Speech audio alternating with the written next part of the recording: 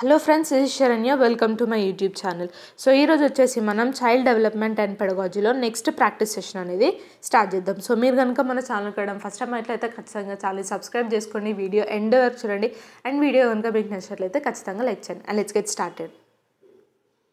So ఈరోజు మన first question వచ్చేసి the development from central parts of the body towards the peripheries denotes the. So మన physical development ఏదైతే ఉంటుందో human బాడీలో అందులో ఫస్ట్ సెంట్రల్ పార్ట్స్ డెవలప్ అయ్యి ఆ తర్వాత పెరిఫెరల్స్ వైపు కనుక వెళ్ళినట్లయితే దాన్ని మనం ఏమంటాము అని అన్నాడు. ప్రిన్సిపల్ ఆఫ్ రేడియేటెడ్ డెవలప్మెంటా, ప్రిన్సిపల్ ఆఫ్ డీసెంట్రలైజ్డ్ డెవలప్మెంటా, ప్రిన్సిపల్ ఆఫ్ ప్రాక్సిమోడిస్టల్ డెవలప్మెంటా, ప్రిన్సిపల్ ఆఫ్ క్యాస్కేడ్ డెవలప్మెంటా.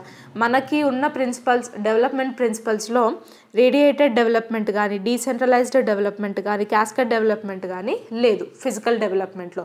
ఫిజికల్ డెవలప్మెంట్లో మనకు రెండు డెవలప్మెంట్స్ ఉన్నాయి. అది ఒకటి సెఫలోకాడల్ సీక్వెన్స్, రెండోది వచ్చేసి ప్రాక్సిమోడిస్టల్ డెవలప్మెంట్. ప్రాక్సిమోడిస్టల్ డెవలప్మెంట్ అంటే ఏంటి? ఫస్ట్ సెంట్రల్ పార్ట్స్ డెవలప్ అయ్యి ఆ తర్వాత పెరిఫెరస్ వైపు వెళ్తుంది. సో ఇక్కడ కరెక్ట్ ఆన్సర్ వచ్చేసి ఆప్షన్ సి.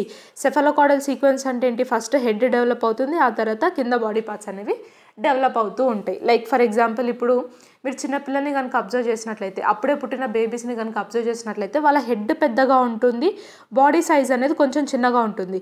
వాళ్ళకి కొంచెం పెద్దగా అవుతూ ఉన్న కొద్దీ హెడ్ ఇంకా బాడీ అనేది నార్మల్ ప్రపోర్షన్లోకి వస్తుంది. సో దాన్ని బట్టి మనం అర్థం చేసుకోవచ్చు దట్ ఫస్ట్ హెడ్ డెవలప్ అవుతుంది, ఆ తర్వాత మన డౌన్ పార్ట్స్ అనేవి డెవలప్ అవుతాయి. సో దాన్ని మనం సెఫలోకాడల్ సీక్వెన్స్ అంటాం. సెంట్రల్ నుంచి పెరిఫెరల్స్ అయితే దాన్ని మనం ప్రాక్సిమోడిస్టల్ డెవలప్మెంట్ అని అంటాం. మన నెక్స్ట్ క్వశ్చన్ వచ్చేసి school is a institution of socialization of children where. మనకి సోషలైజేషన్ గురించి మాట్లాడుకుంటే 2 టైప్స్ ఆఫ్ సోషలైజేషన్స్ ఉంటాయి. ఒకటి ప్రైమరీ సోషలైజేషన్, ఇంకొకటి సెకండరీ సోషలైజేషన్.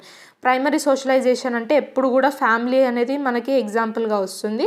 సెకండరీ సోషలైజేషన్ అంటే ఎప్పుడు కూడా స్కూల్ ఎగ్జాంపుల్గా వస్తుంది. ఈ పాయింట్స్ చాలా బాగా గుర్తుంచుకోండి.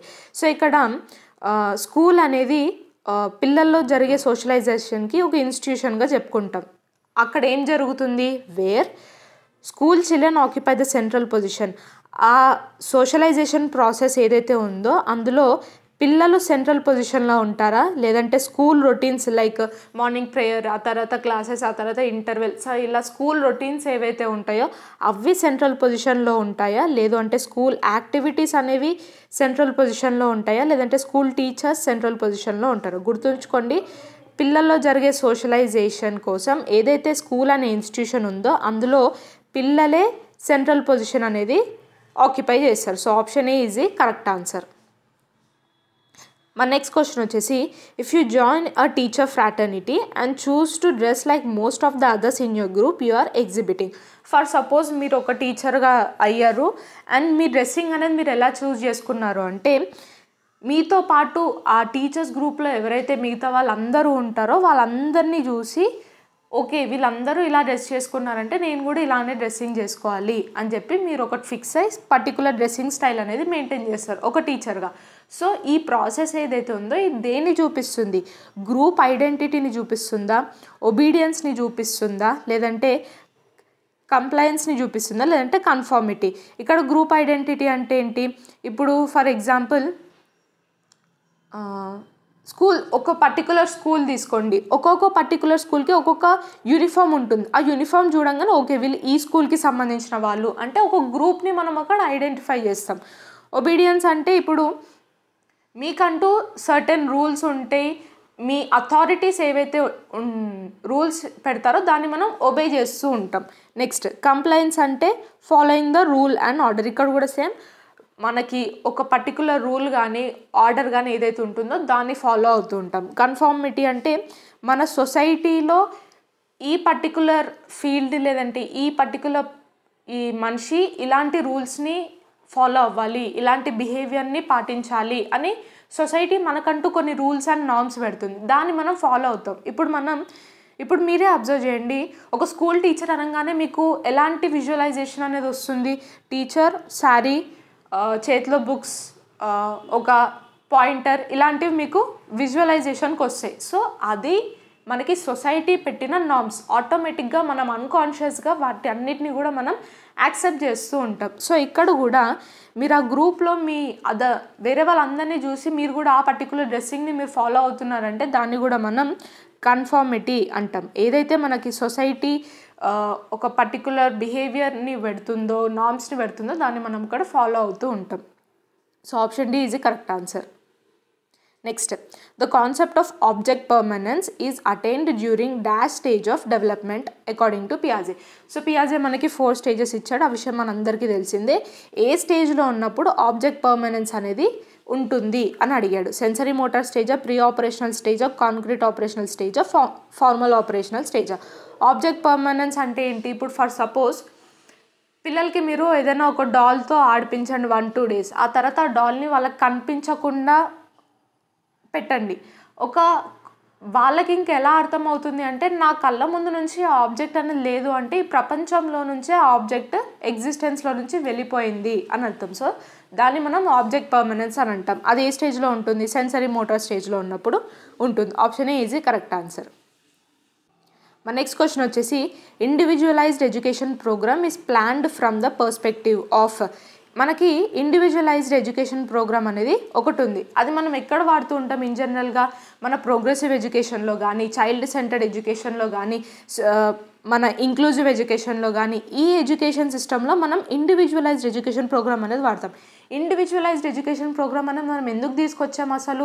ఇప్పుడు ఒక క్లాస్ రూమ్లో 40 స్టూడెంట్స్ ఉన్నారంటే 40 ఇండివిజువల్స్ ఉన్నారు అని అర్థం. అంటే వాళ్ళందరిలో కూడా డిఫరెన్సెస్ ఉంటాయి, ఇండివిజువల్ డిఫరెన్సెస్ ఉంటాయి. కొంతమందికి ఒక్కసారి చెప్పంగానే అర్థమైపోతుంది, కొంతమందికి ఎక్స్పెరిమెంట్ చేస్తే కానీ ఆ టాపిక్ అనేది అర్థం కాదు, ఇంకా కొంతమందికి రియల్ లైఫ్ ఎగ్జాంపుల్స్ ఇస్తూ ఇలా ఎక్స్ప్లెయిన్ చేస్తే అర్థమవుతుంది. సో ఇలా కొంతమందికి రాస్తూ చదివితే గుర్తుంటుంది. ఇలా ఒక్కొక్కరికి ఒక్కొక్కలాగా ఒక టాపిక్ అనేది గుర్తుంటుంది, లేదంటే అర్థమవుతుంది. అక్కడ ఇండివిజువల్ డిఫరెన్సెస్ ఉన్నాయి కాబట్టి మనం ఇండివిజువలైజ్డ్ ఎడ్యుకేషన్ ప్రోగ్రామ్ అనేది యూజ్ చేస్తూ ఉంటాం. సో ఇక్కడ క్వశ్చన్ ఏం అడిగాడు అంటే, ఈ ఇండివిజువలైజ్డ్ ఎడ్యుకేషన్ ప్రోగ్రామ్ అనేది ఏ పర్స్పెక్టివ్లో నుంచి మనం ప్లాన్ చేశారు, అసలు దేని వల్ల వచ్చింది? స్పెషల్ ఎడ్యుకేషన్ ప్రోగ్రామ్ వలన, చైల్డ్ సెంటర్డ్ ఎడ్యుకేషన్ ప్రోగ్రామ్ వలన, ఓపెన్ స్కూల్ ఎడ్యుకేషన్ సిస్టమా, ఈ లర్నింగ్ ఎడ్యుకేషన్ సిస్టమా? Very simple, child centred education programme. Option B is the correct answer. Next, between dash months of age most children begin to combine words into short sentences while speaking. ఇక్కడ క్వశ్చన్లో ఏమన్నాడంటే, పిల్లలు ఏ ఏజ్లో ఉన్నప్పుడు, ఈ particular ఏజ్లో ఉన్నప్పుడు చిన్న చిన్న వర్డ్స్ని కంబైన్ చేస్తూ ఒక షార్ట్ సెంటెన్సెస్ లాగా ఫామ్ చేస్తూ ఉంటారు, ఏ స్టేజ్లో ఉన్నప్పుడు అని అడిగాడుతున్నాం. సో ఇక్కడ 12 months నుంచి 18 months మధ్యలోన, 18 months నుంచి 24 months మధ్యలోన, 24 months నుంచి 30 months మధ్యలోన, 30 months నుంచి 36 మధ్యలోన. ఇప్పుడు ఇన్ జనరల్గా పిల్లలు ఏ ఏజ్లో ఉన్నప్పుడు చిన్న చిన్న పదాలు మాట్లాడడం స్టార్ట్ చేస్తుంటారు? ఆల్మోస్ట్ 1.5 years 2 years ఉన్నప్పుడు చిన్న చిన్న వర్డ్స్ అనేవి వాళ్ళు పలకడానికి ట్రై చేస్తూ ఉంటారు. సో ఆ ఏజ్లో ఉన్నప్పుడే కదా ఒక 1-2 wordsని కంబైన్ చేస్తూ, నువ్వు తిన్నావా, ఒక చిన్న షార్ట్ సెంటెన్స్ రెడీ అయింది కదా.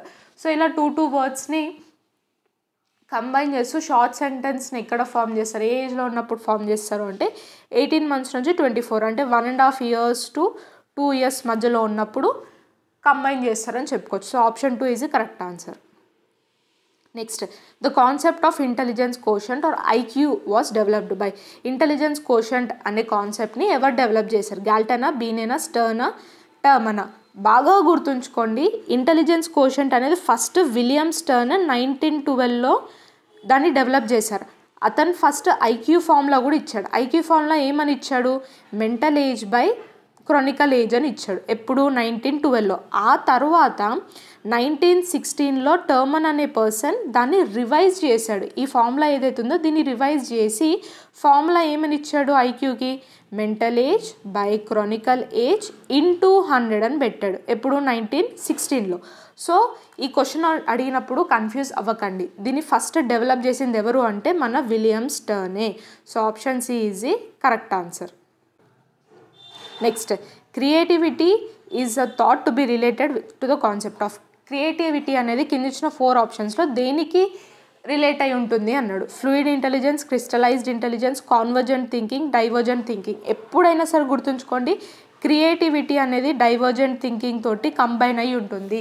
ఒక్కొక్కసారి మీకు క్వశ్చన్లో క్రియేటివిటీకి బదులు డైవర్జెంట్ థింకింగ్ లాగా కూడా అడుగుతూ ఉంటాడు. సో డైవర్జెంట్ థింకింగ్ ఏంటి అంటే అవుట్ ఆఫ్ బాక్స్ ఆలోచించడం. ఒక క్వశ్చన్కి ఆర్ ఎల్స్ ఒక ప్రాబ్లంకి ఎన్ని సొల్యూషన్స్ ఉండొచ్చు అని డిఫరెంట్ యాంగిల్స్లో ఆలోచిస్తూ ఉంటారు. దీన్ని మనం డైవర్జెంట్ థింకింగ్, నంబర్ ఆఫ్ ఆస్పెక్ట్స్లో ఆలోచిస్తూ ఉంటారు.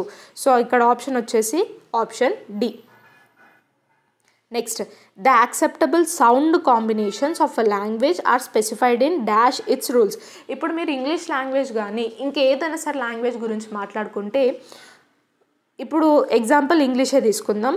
సౌండ్స్కి సంబంధించి స్టడీ ఉంటుంది, లేదంటే ఒక ఫార్మేషన్ గురించి, ఒక సెంటెన్స్ ఫార్మేషన్ గురించి స్టడీ అనేది ఉంటుంది. అంటే ఇన్డెప్త్గా చదివే వాళ్ళు చాలామంది ఉంటూ ఉంటారు. సో ఇలా సౌండ్స్ ఏవైతే ఉంటాయో సౌండ్స్కి సంబంధించిన రూల్స్ అనేవి ఎందులో ఉంటాయి అని అడిగాడు. ఫోనోలాజికలా, గ్రామటికలా, సింటాక్టికా, ఇన్ఫ్లెక్షనా. ఇప్పుడు ఫోనోలాజికల్, ఫోన్ అంటే సౌండ్ అన్నట్టుగా గుర్తుంచుకోండి. సో ఫోనోలాజికల్ అనేది ఎప్పుడు కూడా సౌండ్స్కి రిలేట్ అయి ఉంటుంది. సౌండ్స్కి సంబంధించిన, ఇప్పుడు స్పెల్లింగ్ ఒకలాగా ఉంటుంది, దాని ప్రొనౌన్సియేషన్ ఒకలాగా ఉంటుంది. సో ఇలాంటి రూల్స్ అన్నీ కూడా ఇక్కడ మనకు ఉంటుంది. సో ఫోనోలాజికల్ అనగానే సౌండ్స్ అన్న పాయింట్ గుర్తుంచుకోండి. గ్రామర్ అంటే ఇంకా మీకు అందరికీ తెలిసిందే. సింటాక్టిక్ అంటే ఒక సెంటెన్స్ ఫార్మేషన్ గురించి చెప్తుంది. ఇప్పుడు బేసిక్ ఫార్మేషన్ రూల్ ఏంటి? Subject plus verb plus object. So ఒక సెంటెన్స్ ఫార్మేషన్ గురించి, దాని సీక్వెన్స్ గురించి సింటాక్టిక్లో మాట్లాడుతూ ఉంటాం. ఇన్ఫ్లెక్షన్ అనేది ఎలా అంటే ఒక వర్డ్ యొక్క ఎండింగ్స్ గురించి మాట్లాడుతుంది, సఫిక్స్ గురించి మాట్లాడుతుంది. లైక్ ఇప్పుడు ఏదైనా వర్డ్ తీసుకోండి, హార్డ్ కనుక తీసుకున్నట్లయితే దాని తర్వాత హార్డర్ అని చెప్పి ఈఆర్ వాడుతూ ఉంటాం. సో ఇక్కడ ఈఎస్, ఈఆర్, ఈడి ఇలా ఏవైతే లెటర్స్ మనం లాస్ట్కి యాడ్ చేసి వర్డ్స్ అనేవి చేంజ్ చేస్తూ ఉంటామో, హార్డ్, హార్డర్, హార్డెస్ట్, ఫౌండ్ ఇలా లాస్ట్కి ఏవైతే మనం లెటర్స్ యాడ్ చేస్తూ వర్డ్స్ అనేవి చేంజ్ చేస్తూ ఉంటామో అది ఇన్ఫ్లెక్షన్ కిందకు వస్తుంది. సో ఇక్కడ మనని సౌండ్స్ గురించి అడిగాడు. సో సౌండ్స్ అనేది ఫోనోలాజికల్లో ఉంటాయి. So option A is the correct answer.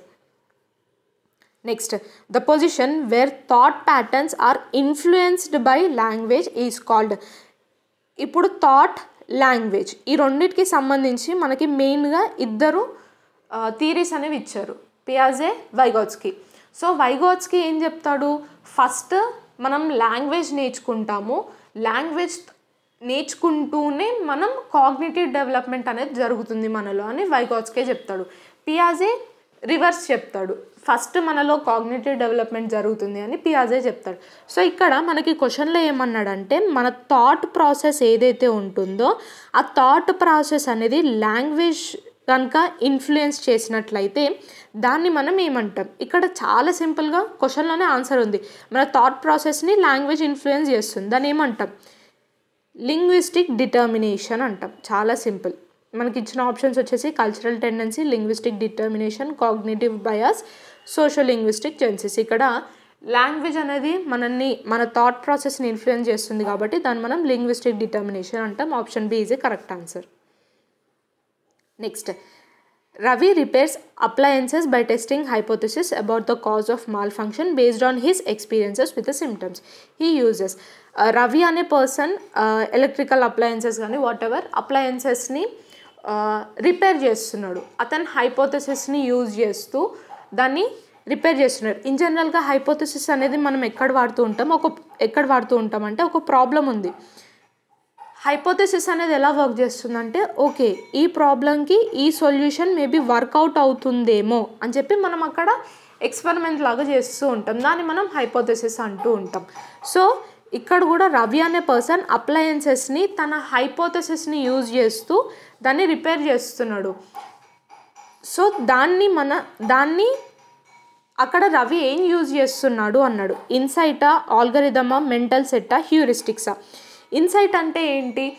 ఇన్స్టింక్ట్గా ఏదైనా ఒక సిచ్యువేషన్ని అర్థం చేసుకోవడం, దాన్ని పర్సీవ్ చేసుకోవడం, దాన్ని మనం ఇన్సైట్ అంటాం. ఆల్గరిథం అంటే ఏదైనా మనకు ఒక స్పెసిఫిక్ టాస్క్ ఇచ్చాడు అనుకోండి, ఆ పర్టికులర్ స్పెసిఫిక్ టాస్క్ని పర్ఫామ్ చేయడం ఆల్గరిథం కిందకు వస్తుంది. మెంటల్ సెట్ అంటే ఏంటి? ఒక ఎగ్జాంపుల్ చెప్తాను వినండి. మీరు సిస్టమ్ వాడుతున్నారు, కంప్యూటర్ వాడుతున్నారు, సడన్గా అది హ్యాంగ్ అయింది. మీరు ఏం చేస్తారు అంటే ఏదో ట్రై చేద్దాము అని చెప్పి దాన్ని రీస్టార్ట్ చేశారు అనుకోండి, అప్పటికి మీకు లైక్ బేసిక్స్లో ఉన్నారు, మీకు ఎక్కువ నాలెడ్జ్ లేదు కంప్యూటర్ గురించి, రీస్టార్ట్ చేసి చూసారు, అది మళ్ళీ వర్క్ అవ్వడం స్టార్ట్ అయింది. ఆ తర్వాత ఆఫ్టర్ 1 month ఆర్ 15 days తర్వాత మళ్ళీ అలానే హ్యాంగ్ అయింది అనుకోండి, మీరు ఆటోమేటిక్గా అన్కాన్షియస్గానే ఆ సిస్టమ్ని మీరు రీస్టార్ట్ చేస్తారు. సో ఇక్కడ మీరు ఏం చేస్తున్నారు, ప్రీవియస్ ఎక్స్పీరియన్స్ ఆల్రెడీ ఏదైతే వర్కౌట్ అయ్యిందో ఆ ప్రీవియస్ ఎక్స్పీరియన్స్ని మళ్ళీ యూజ్ చేస్తున్నారు. దాన్ని మనం మెంటల్ సెట్ అంటాం. నెక్స్ట్ వచ్చేసి హ్యూరిస్టిక్ అంటే సేమ్ ఇక్కడ హైపోథెసిస్ ఏదైతే ఉందో దాన్ని మనం హ్యూరిస్టిక్ అంటాం. లైక్ ఈ పర్టికులర్ ప్రాబ్లమ్కి ఈ సొల్యూషన్ వర్కౌట్ అవుతుంది అని చెప్పి దాన్ని ట్రై చేస్తూ ఉంటాం. అది లైక్ ప్రాబ్లమ్ సాల్వింగ్ స్కిల్ కిందకు వస్తుంది, అది హ్యూరిస్టిక్. సో ఇక్కడ కూడా రవి అనే పర్సన్ హైపోథెసిస్ని యూజ్ చేస్తూ అక్కడ రిపేర్ చేస్తున్నాడు కాబట్టి అది హ్యూరిస్టిక్ కిందకు వస్తుంది. అక్కడ తను problem solving skill that is హ్యూరిస్టిక్స్ని వాడుతున్నాడు కాబట్టి option D is the correct answer. Next, Divya often divides the assigned job into small task which she can handle easily she is using. So Divya అనే పర్సన్ ఏం చేస్తుంది అంటే తనకు ఒక ప్రాబ్లం ఉంది, ఆ ప్రాబ్లమ్ని తను డివైడ్ చేసుకొని ఏదైతే తను చిన్న చిన్న టాస్క్ని ఈజీగా హ్యాండిల్ చేయగలుగుతుందో అలా తను డివైడ్ చేసుకొని దాన్ని సాల్వ్ చేస్తూ ఉంది. సో ఇక్కడ దివ్య అనే పర్సన్ ఏం యూజ్ చేస్తుంది, రిడక్షనిజమా, సెకండరీ ఎలాబరేషనా, సబ్ గోల్ అనాలిసిసా, ఫంక్షనల్ ఫిక్స్డ్నెస్సా. సో ఇక్కడ చాలా సింపుల్, సబ్ గోల్ అనాలిసిస్. ఒక గోల్ ఉంది, ఆ గోల్ని మళ్ళీ డివైడ్ చేస్తుంది, సో సబ్ గోల్ అనాలిసిస్ కిందకు వస్తుంది. So option C is the correct answer. Secondary elaboration అంటే ఏదైనా ఒక టాపిక్ ఉందనుకోండి, దాన్ని మనం ఇంకా డిస్క్రైబ్ చేస్తూ ఉంటాము, దాన్ని మనం సెకండరీ ఎలాబరేషన్ అంటూ ఉంటాం. ఇక్కడ దివ్య అనే పర్సన్ ఏం చేస్తుంది, తనకి ఏదైతే టాస్క్ ఇచ్చారో గోల్ ఒకటి ఉంటుంది, ఆ గోల్ని తను డివైడ్ చేసుకుంటుంది. So simple answer sub goal analysis. Next, society determines the role of male and female, this statement articulates. So ఇక్కడ మనకు ఒక స్టేట్మెంట్ ఇచ్చాడు, ఆ స్టేట్మెంట్ ఏంటి అంటే ఒక మేల్ యొక్క రోల్, ఫీమేల్ యొక్క రోల్ సొసైటీ డిటర్మైన్ చేస్తుంది, సొసైటీయే చెప్తుంది అని చెప్పాడు. ఈ స్టేట్మెంట్ దేన్ని చూపిస్తుంది అంటే దేన్ని ఇండికేట్ చేస్తుంది, gender as inherent construct, gender as hereditary endowment, gender as intuitive construction, gender as social construct. ఎప్పుడైనా సరే గుర్తుంచుకోండి, జెండర్ అనేది మనకి ఎక్కడి నుంచి వచ్చింది అని అంటే సొసైటీ నుంచే వచ్చింది. సొసైటీ ఏం చేస్తుంది అంటే ఓకే అబ్బాయి అంటే ఇలా బిహేవ్ చేయాలి, అమ్మాయి అంటే ఇలా బిహేవ్ చేయాలి, అమ్మాయికి ఈ పర్టికులర్ ఫీల్డ్సే సూటబుల్ అవుతాయి, అబ్బాయిలు అంటే ఏ ఫీల్డ్ అయినా చూస్ చేసుకోవచ్చు. సో ఇలా కొన్ని రోల్స్ అనేవి డిటర్మైన్ చేస్తుంది ఎవరు, సొసైటీ. ఆ సొసైటీ డిటర్మైన్ చేసే రోల్స్ని మనం జెండర్ అని అంటాం. సో ఇక్కడ సొసైటీ వీళ్ళ రోల్స్ని డిటర్మైన్ చేస్తుందంటే అది ఏమవుతుంది, gender as social construct. Option D is the correct answer. Next, grading, coding, marking and credit accumulation systems are some example of.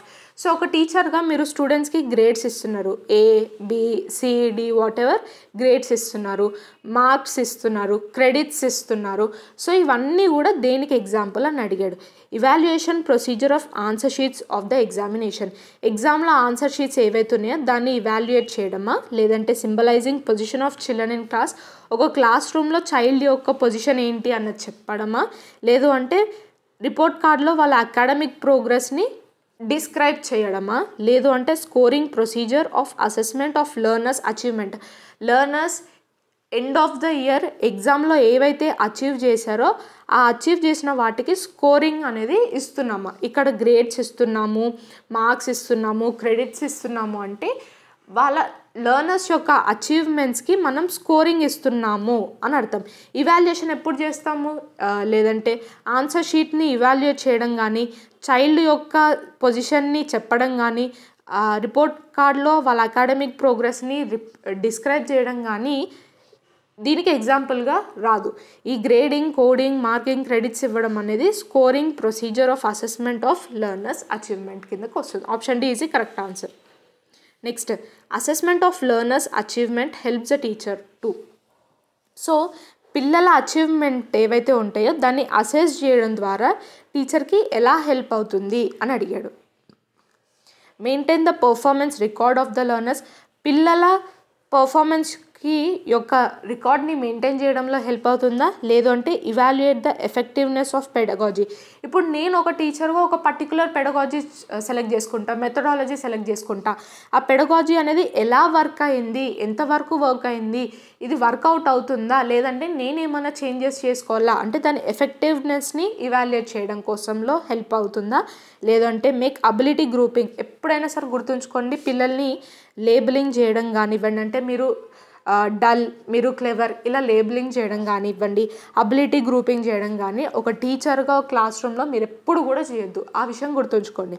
Next, prepare activity log for teaching. ఒక teaching కోసం activity, ఈ particular టైంలో ఈ activity చేయాలి, ఇలా ఒక activity లాగ్ని prepare చేసుకోవడంలో ఈ లెర్నర్స్ అచీవ్మెంట్ యొక్క అసెస్మెంట్ అనేది హెల్ప్ అవుతుంది. Very simple, evaluate the effectiveness of pedagogy. మన పెడగాజీ లేదంటే మెథడాలజీ ఎంతవరకు వర్క్ అయింది, దాని ఎఫెక్ట్ అనేది ఎలా ఉంది, సో దాని ఎఫెక్టివ్నెస్ అనేది తెలుసుకోవడం కోసం హెల్ప్ అవుతుంది. సో ఇక్కడ ఆన్సర్ వచ్చేసి ఆప్షన్ బి. సో ఇవి ఈరోజు 15 క్వశ్చన్స్. ఈరోజు 15 క్వశ్చన్స్లో మీరు ఎన్ని కరెక్ట్గా గెస్ చేయగలిగారు అన్నది నాకు కింద కమెంట్ సెక్షన్లో కమెంట్ చేయండి. అండ్ ఇంకా ఎవరైనా సబ్స్క్రైబ్ చేసుకునే వాళ్ళు ఉంటే ప్లీజ్ సబ్స్క్రైబ్ చేసుకోండి. మనం 100Kకి దగ్గరలో ఉన్నాము. సో ప్లీజ్ సబ్స్క్రైబ్ చేసుకోండి. అండ్ ఇది ఈరోజు వీడియో. ఈ వీడియో కనుక మీకు నచ్చినట్లయితే ఖచ్చితంగా లైక్ చేయండి, షేర్ చేయండి అండ్ సబ్స్క్రైబ్ చేయండి. మీకు ఎలాంటి డౌట్స్ ఉన్నా కూడా నాకు కింద కమెంట్ సెక్షన్లో కమెంట్ చేయండి. Thank you so much for watching.